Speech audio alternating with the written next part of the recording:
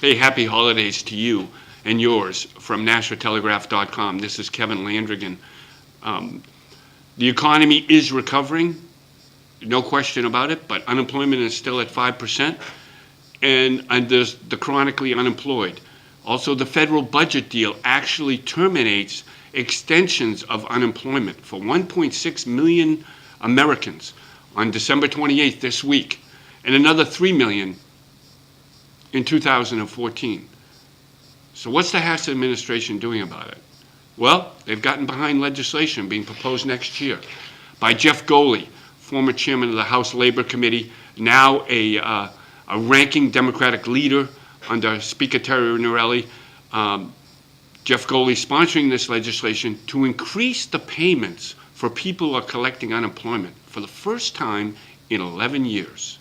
Now, this would be at its highest rate an 11% increase. But keep in mind that 11% equals $4 a week. Now at the highest end, this unemployment benefits increase would be 8%, that'd be $25 a week. If you're unemployed in New Hampshire versus if you're unemployed in Massachusetts, your check's about 25% smaller here than it is down there. Both Governor Maggie Hassan and Employment Security Commissioner George Kapadas are behind this bill. And the reason really is because employers shouldn't see any detriment from this. Why?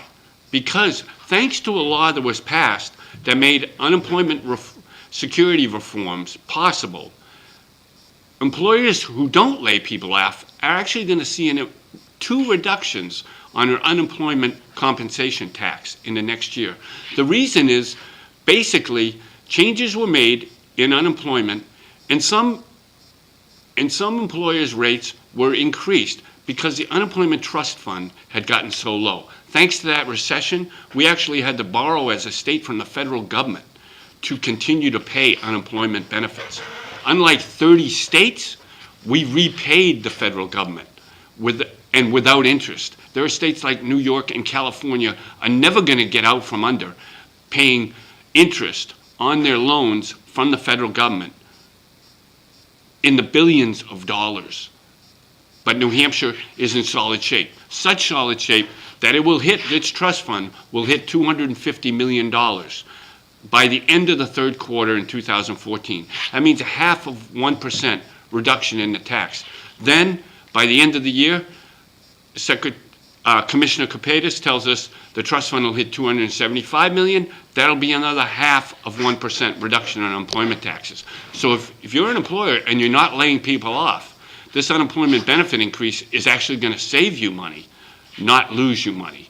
That's why it's got a lot of support, and it's got a very good chance of becoming law in 2014 and taking effect January 1st of 2015. We'll follow that for you here at NationalTelegraph.com.